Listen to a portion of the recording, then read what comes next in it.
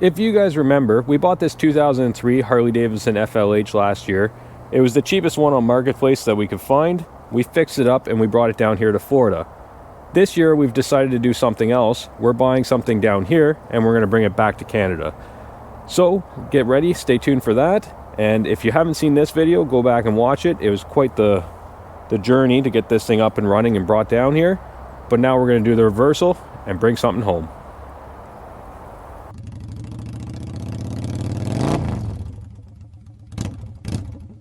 This is a 2006 Pontiac GTO. I actually picked this car up in South Carolina. Drove it down here to Florida. It ran perfectly fine, but I did have a mechanic look at it before I purchased it. Other than that, I bought this car sight unseen. I showed up in South Carolina just praying and hoping it was the deal that they said it was going to be. And so far I'm happy with it. The only thing I've noticed, and the mechanic said it's the tires, I don't know if you guys can hear it, but there's a bit of a whooping noise. And the tires are old. I checked the date code, they're from 2018, which puts them around 7 years old, I believe. So we might get those switched out, but I feel like as I'm going north, I might have to stop and get winter tires put on this car anyway. These summer tires are just not going to cut it for getting back to Ontario. Right now I'm just heading over to the dealership. We're gonna run the VIN number. I need a recall clearance letter to get it over the border, and then we'll pull over. We're gonna have a really good look at this car and I'll show you guys everything.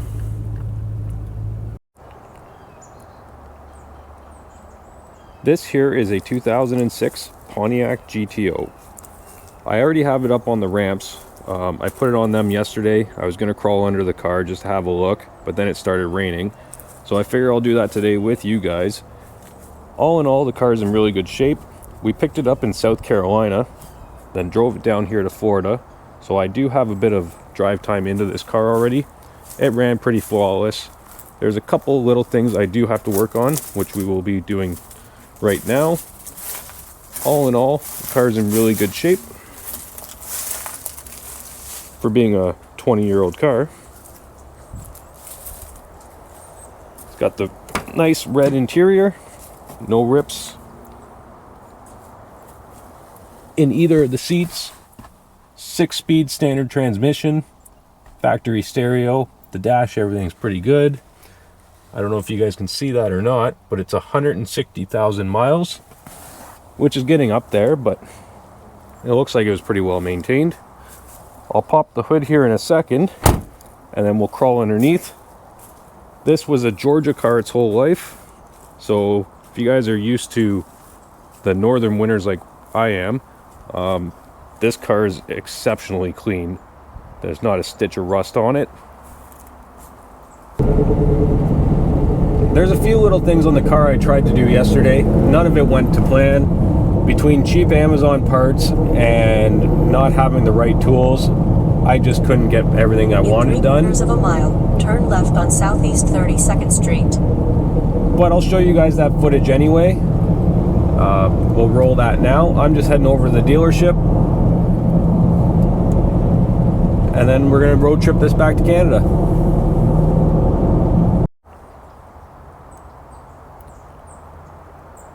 Being a 2006, this car did come with the 6-liter aluminum block LS2. From the factory, 400 horsepower, 400 torque, which is pretty good. It is a fairly heavy car at 3,700 pounds, I believe. This one is mostly stock. Somebody did put this cold air intake on, which I'm not a huge fan of, but it'll get me by.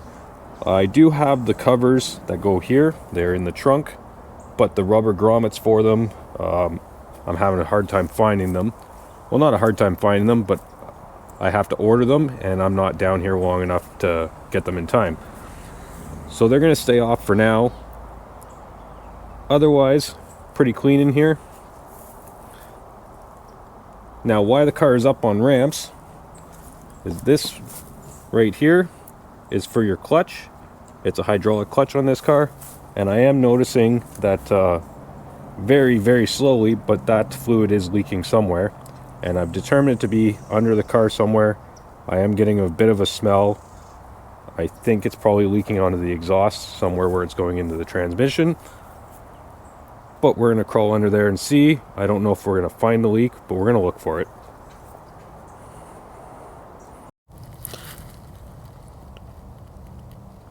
I'm not sure how well you guys can see any of this because I barely fit under here and I can't really see the screen. But that's the line going in. I don't see any wet spots there or up farther where it comes down, but I do notice back here, if you can see it, it is a little bit wet there, but not bad at all. That could just be road grime. I don't think so. No, that's definitely oil. So I'm not sure 100% where it's leaking right now. I'm gonna have to get somebody to step on this clutch. Maybe then I can see it.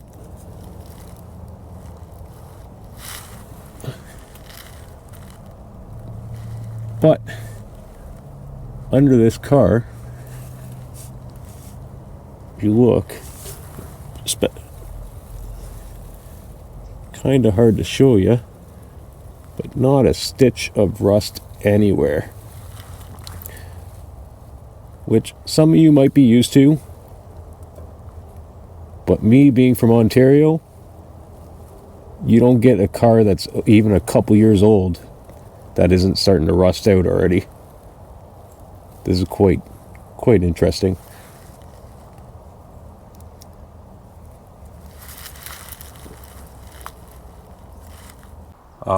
What we're going to do is move on to the inside of the car. This isn't really a big problem, but it's a bit of an annoying problem. This glove box is not being held in. So we're going to change the clip, which used to be here. There's nothing there now. And I don't know. Yeah, that side's still attached. So it should just be a matter of putting this clip in here, attaching it to the glove box. Oh, never mind. There it is there. This clip here is broken. So we did get a new one. We're going to put that in, get this glove box working properly. Like I say, minor thing, but I'd like to have it working.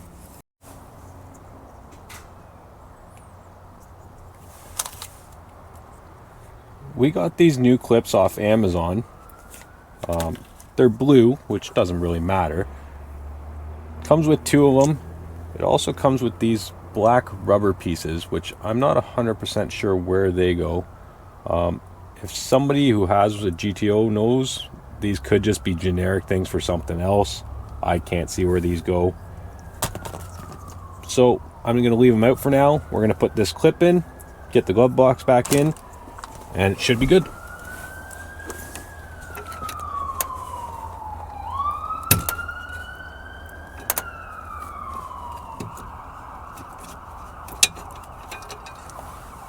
And the first one broke immediately.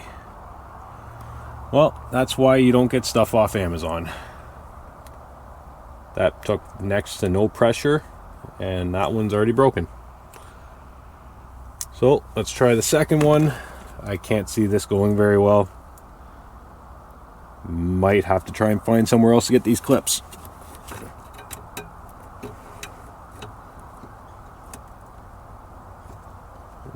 Nice and gentle.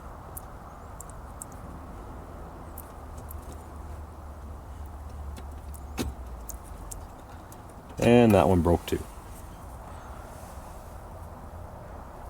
Okay, note to self, don't get garbage off Amazon.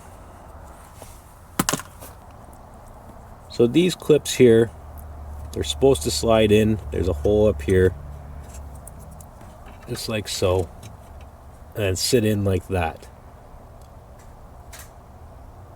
I've come to realize these 2 holes that are in there, somebody drilled them in.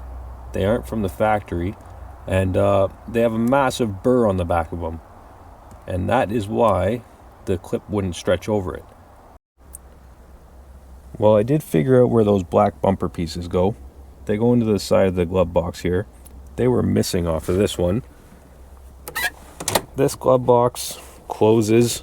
It's not perfect. Now that I've spent way too much time trying to fix a glove box that is still in the same boat, we're going to move on to the shifter.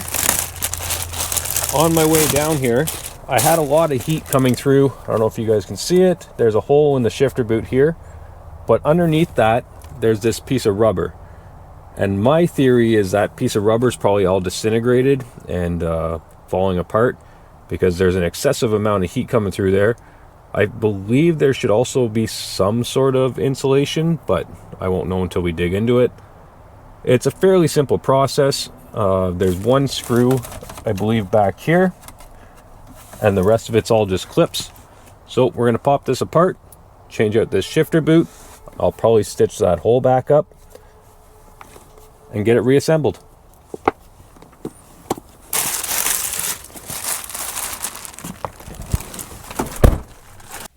Right underneath this tray here, which has the cigarette lighter and ashtray in it, there is one little Phillips bolt or screw in there. Other than that, unfortunately the e-brake's in your guys' way, but I have to leave it on because I'm on the ramps.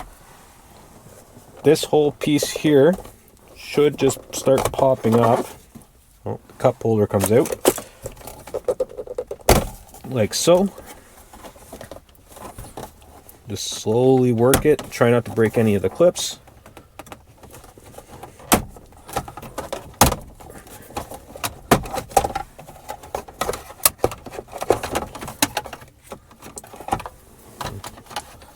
Pull that out maybe.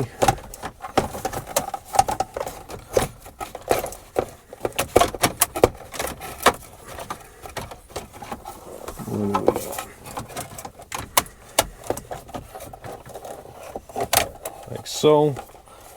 If you want to, you can unplug your window controls, your traction control, and your door lock if you have it. But I don't need to. I just need to get this out of the way. Probably more in your guys' way.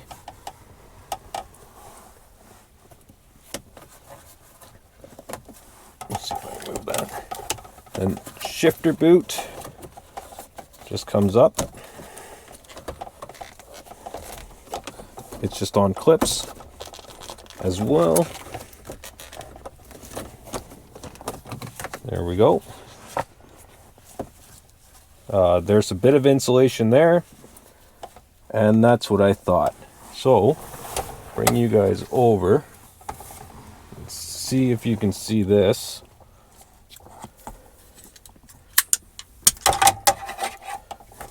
What we have is a massive hole straight down into nothing. So in order to get that off, there's 2 bolts right there in the front. I will figure out what size they are and let you guys know. Possibly 10 mil. And we'll replace this rubber because you guys can clearly see this one's, as I thought, completely disintegrated. I've got those 2 bolts out now that were here. They're 10 millimeter bolts, just as I thought. We're going to get that boot sewn together. But in the meantime, this rubber piece here, I believe, should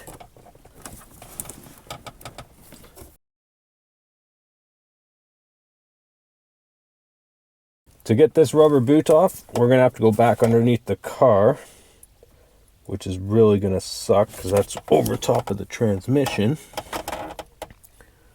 So let me crawl back under the car. I can see the little tabs here. It looks like there's 4 bolts. Gotta take them off, and then we can replace this rubber boot. I'm now under the car. There's the bolts I was talking about there, 1 and 2. It'll be the same on the other side. Right now, I don't have a very good floor jack here. The car's up on ramps, and the transmission crossmember is currently on my chin. I just don't have enough clearance here to get in here. So I'm not going to be able to change this boot out, but I wanted to show you guys where the bolts are anyway. I could go get a floor jack, but it's 3 o'clock in the afternoon. By the time I get back, it'll be dark, and I want to start heading home tomorrow morning. So I think what I'm going to do is throw the old boot over top of it. That'll get rid of the heat, put the dash back together, and then when I get home, I'll be able to lift this car up properly, and I can get to them then. So some of you might be wondering why I bought a 20-year-old Pontiac, but these GTOs, they were never available in Canada. I've owned quite a few Grand Ams, I owned a Sunfire, I've owned a couple Pontiacs in my life, and I've always liked these cars. I couldn't afford to bring one in when I was 16 when they were out here in the USA, but recently my car that I was driving was in an accident. Somebody decided they wanted my lane more than I did, and instead of picking up a used vehicle in Canada where there's rust and everything else and the prices are just through the roof, I was coming down to Florida anyway for the Christmas break, and compared to the prices of the cars in Canada, I just couldn't say no to this car. Not that the prices are a whole lot better here, but there's a whole lot more options here, in my opinion. And as you guys will see, when I attempted to crawl under this car, for a 20-year-old car, there is zero rust. And for me, that's almost unheard of. We don't get that kind of luck in Canada unless you have a garage kept car, and in that case they're worth a lot of money. In 4 miles, turn left. The other reason I bought a Pontiac GTO, because it's got quite a bit of get up and go.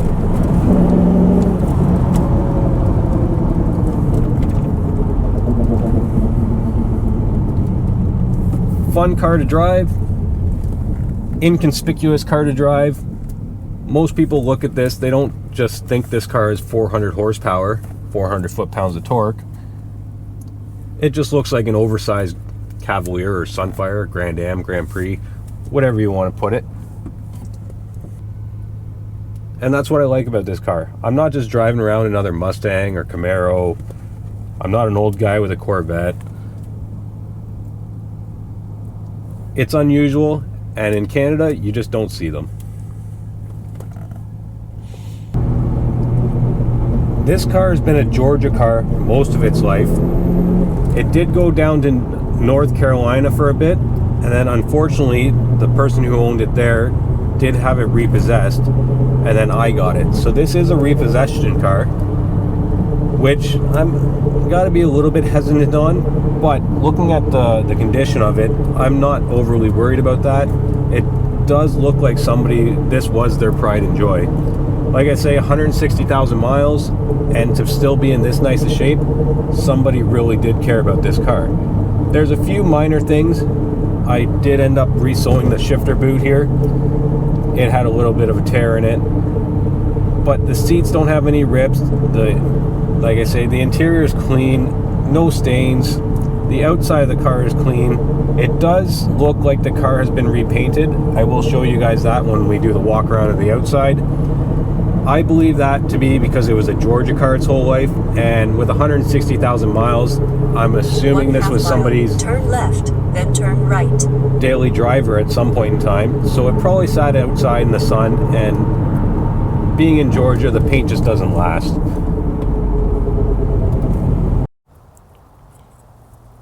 One last thing before we start this drive back to Canada, I'll show you guys the trunk. There's the covers I was talking about. Now, these cars unfortunately didn't get a very big trunk because right back here, that's the gas tank. When these cars were made in Australia, the gas tank was underneath, but in order to make regulations over here in the US, they had to move the gas tank up for crash testing, I assume, and it took up a lot of trunk space. But it's more than enough that I need for my drive home. Good morning. We are currently on I-75 heading northbound. I'm about an hour into my drive now. We're still in Florida, heading for the Florida border. But I want to do a quick update. The car is driving perfectly fine. 6th gear, just cruising along. The temperature is real low on this car. I'm assuming those hood scoops are blowing air. It's also really cold this morning in Florida, comparatively for Florida. It was right around the freezing mark when I got up this morning. I know I'm heading home to way worse than that. But we're cruising along. I think at the next gas station I'm going to stop. We got to buy some CDs, try this CD player out. Scanning radio stations just isn't working. I do have a FM transmitter in the glove box here that I'm Bluetoothing to my phone. It's hit and miss. I don't know if it's just a cheap one or what's going on there. But that's it for now. I'll catch up to you guys when we stop for gas, see how far we get. I want to try and make it as far as I can today. I'm not going to cross the border. As of right now, the GPS is saying I'd be crossing the border at 1 a.m. I'd rather do that tomorrow morning.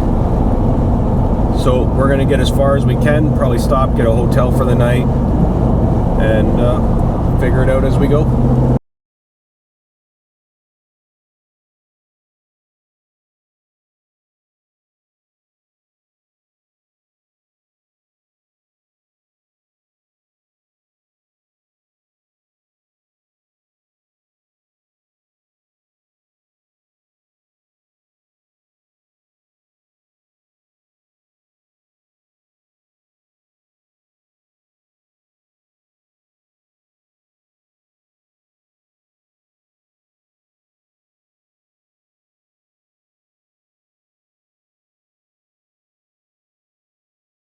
Just stopped at our first gas stop here in Georgia. I'm gonna grab lunch here at the Wendy's, but I want to show you guys. Actually, I turned the car off.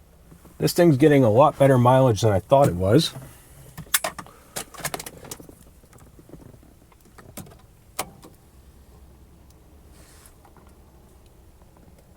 Wait for it to load again.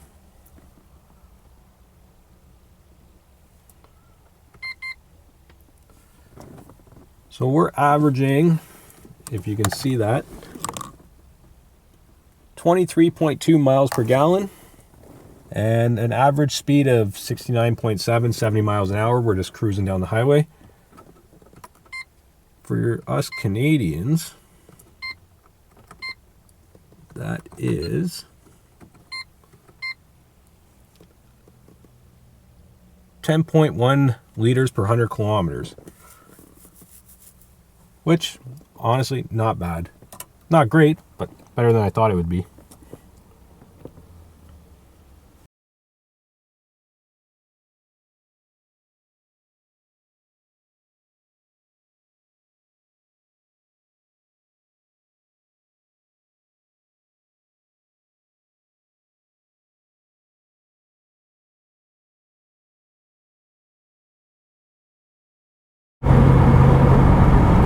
We're driving through Georgia now. I've got my daughter in the passenger seat as my camera girl. She took the first shift in the truck because it was too early and she wanted to sleep. But we're cruising along, doing 70 miles an hour, and I don't know if you can see it, but this gauge right here, this car is running really cool. For going down the highway at 70, we're definitely not going to overheat. I've got my phone set up here in case something interesting happens, but so far we've just been rocking out to music, and it's been a good drive. So we'll update you if anything cool happens.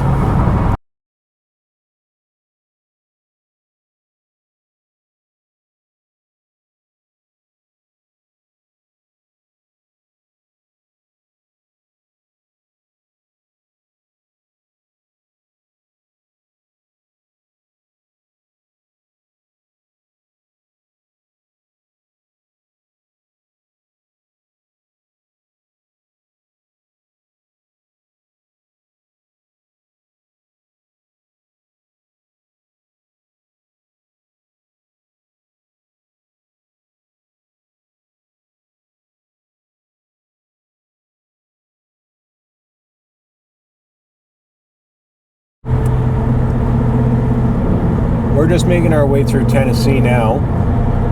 It's starting to get dark out. We're probably going to stop for dinner and then push through into Kentucky. Then we'll get a hotel room somewhere.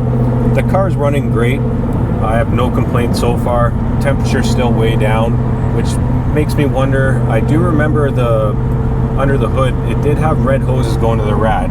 So I'm assuming somebody put a different rad in this. I know you can get race rads, performance rads. I haven't looked into it too much, but when we stop I might have a look because it's running exceptionally cool. The gas mileage is still around the same, which is kind of funny compared to, I had a 2003 Chevy pickup 1500 HD, which also had a 6-liter in it, but it was a steel block truck motor. It easily was twice as bad on fuel as this one. This is getting great mileage. Having said that, the truck would have been twice as heavy as, well, maybe not twice. The truck was considerably heavier than this car, and nowhere near as aerodynamic. But this car's doing pretty well. So we're gonna keep pushing on, stop for dinner, and see where we get to.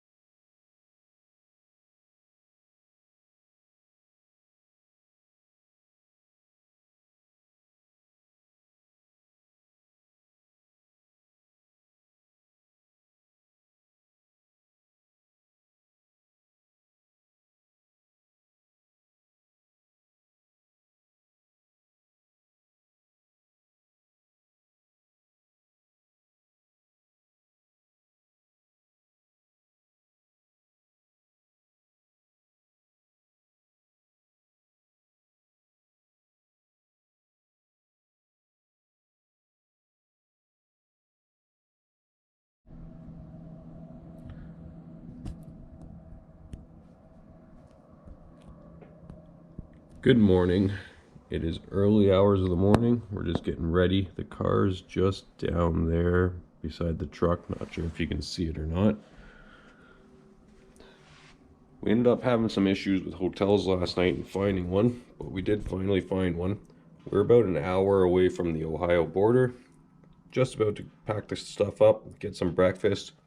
But I was going through the paperwork quick. I figured I'd do it with you guys. This is everything I'm bringing to the border. This is the odometer reading. I'm not sure how important that one is. I'm not going to try and give away too much information on these. This one here is the affidavit. That's just the dealership signing the car over to me. This one's the reassignment of title, which is the same thing. The dealer is saying that I'm now in possession of the title. This one's the actual state of North Carolina title for the car. That one is very important. The border is going to need that one. This one here is the certificate of repossession. Because this car was a repossession, that means the bank took it back, and then it probably went to auction, and the dealership probably bought it from an auction. But this is just stating that the last owner is no longer the owner. The last owner on the title is no longer the owner, which I believe is the bank anyway. The bank is currently the owner. And the last one is just my paperwork and everything else saying I bought the car from the dealership, and that's about it. Oh, and the recalls. So I needed a letter just saying there's no current recalls. There was one recall on this vehicle. It was done in 2006.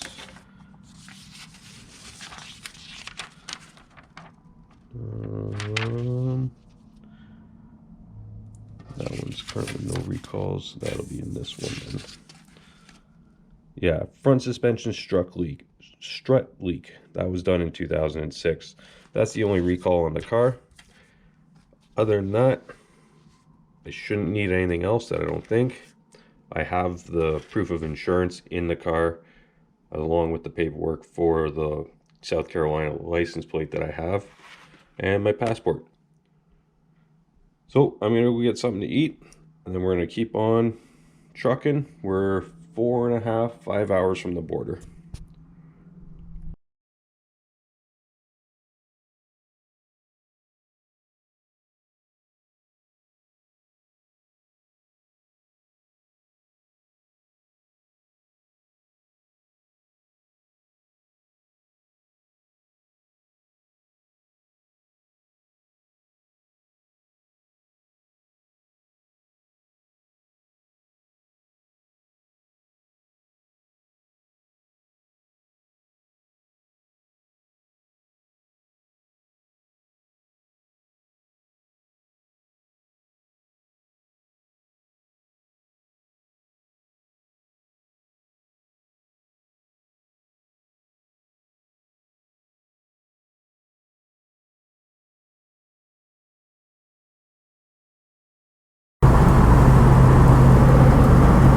Now that the sun is coming up, we just got into Ohio, just went through Cincinnati. Says we're going to be at the border by noon. It's now 8 o'clock, so we got another 4 hours. 9, 10, 12, yeah, 4 hours to go till we hit the border. And hopefully all my paperwork's in order. Hopefully everything I need, I have. Then we'll get into Canada. As we get into Canada, the weather's not looking too good. It looks fine right up through to Toronto, but then once we get past Toronto towards Barrie, it's supposed to get pretty bad. Apparently Barrie's been getting hit, or Ontario's been getting hit pretty bad the last couple days. So we haven't hit any snow yet, but it's coming.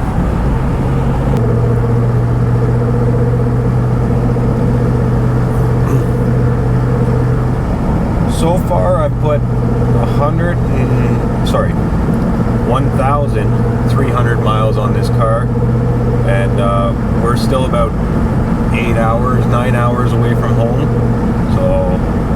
So doing pretty good. What's that? So it'll be almost 2,000 miles on this car by the time we get back, if it makes it. Still might have to stop in Ontario somewhere or closer to the border, depending on how the weather gets. I might have to put snow tires on this car if I can find a set. I'm not sure where to stop in the US, but once we get into Canada, I know there's lots of options. I can go into pretty much any Canadian tire and get snow tires. Other than that, lots of local shops and everything else. I'm sure I could find a set here in the States, but it's probably not as common until we get closer to the border. I'm not sure how much snow Ohio gets, but I know possibly into Michigan I'll be able to find snow tires. I know for a fact I'll get them in Ontario though.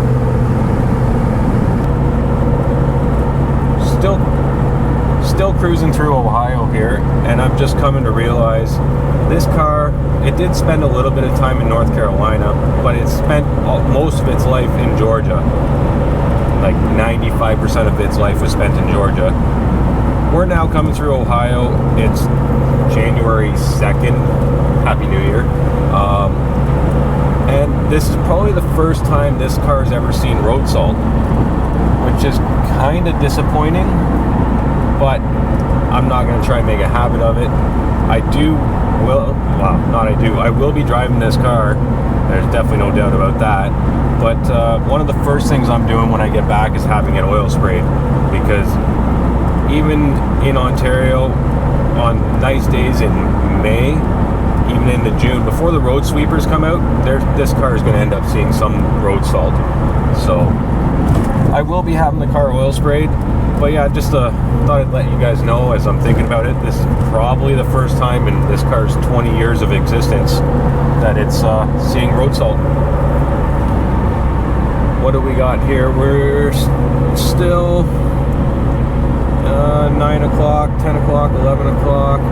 So we're still 2 hours 45 minutes from the border. So we're gonna keep pushing through, but starting to see snow now. So as we get into Michigan, I know they got snow. Detroit got snow last week. I'm assuming the roads have been cleared up since then. I checked the weather. It's supposed to be sunny right through to London, I believe.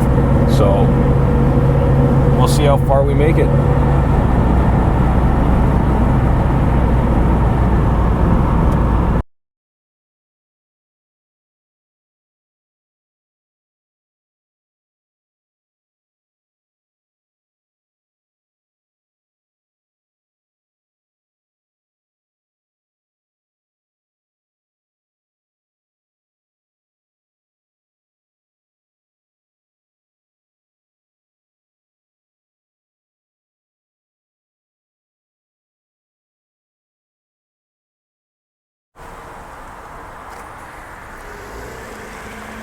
We're now stopped about half an hour from the border. There's those red hoses I was talking about. I just checked all the gas and everything. Everything seems fine, but oops, didn't mean to do that. There you can see I do actually have an aftermarket rad in there, and I just cracked the plastic. We're gonna get back in the car. It was nice when I was having coffee this morning. They said it was going to be nice and sunny in northern Ohio into Michigan. The weather network said Detroit was nice and sunny. We've had nothing but snow for the last hour. But we're going to push on with these summer tires, and we're almost at the border.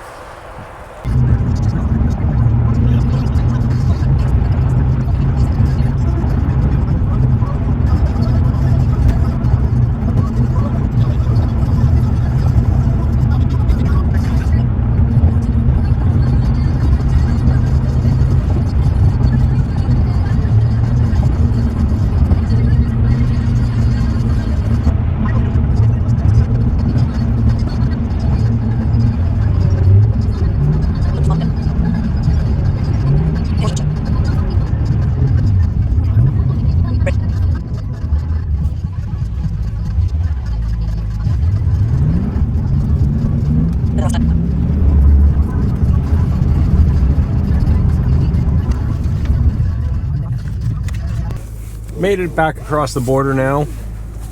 Got all the paperwork dealt with. Everything's good to go. Just stopped and had lunch at the Chuck's Roadhouse here in Windsor.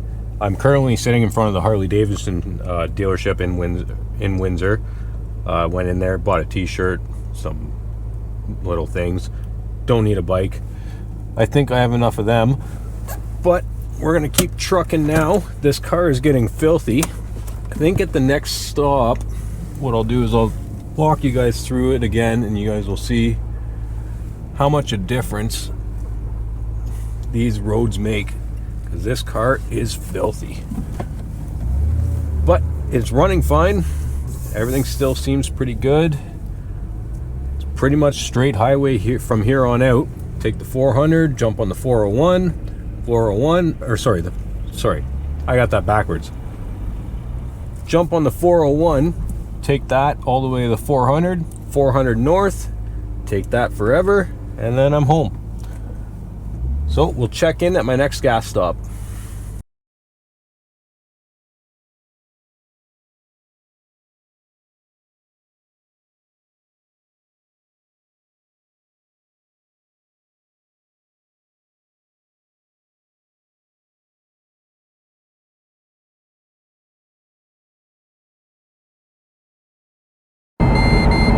I've now switched the car over to kilometers an hour, and I'm on the 401, and in some spots this highway does actually go up to 110 kilometers an hour.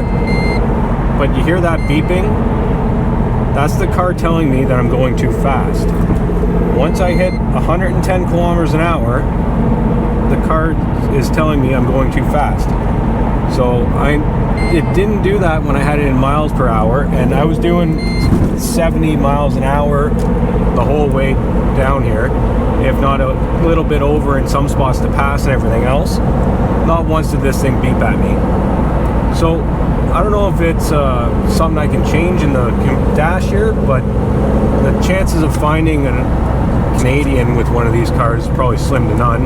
There is some. There's definitely people who have brought these over. So if you know how to get rid of that, let me know. Otherwise, maybe an Australian person can try it in here. Somebody from Australia, can you tell me how to get rid of that? As our highways, we can do 110 kilometers an hour, 110 kilometers an hour on the highway, no problem here, and it's legal. I don't want this thing beeping at me.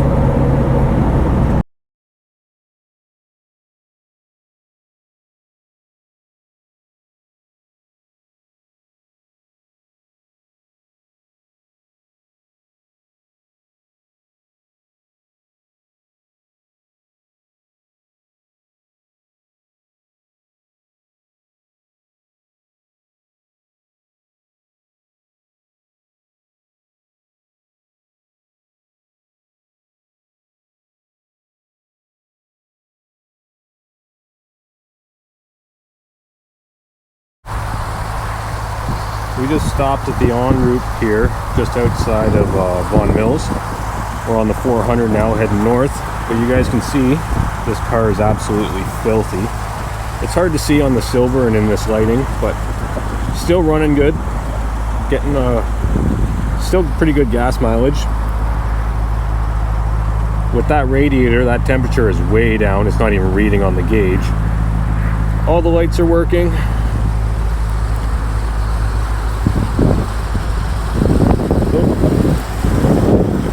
Pretty good. I need some washer fluid, and we're going to fill up at the petrol can right there.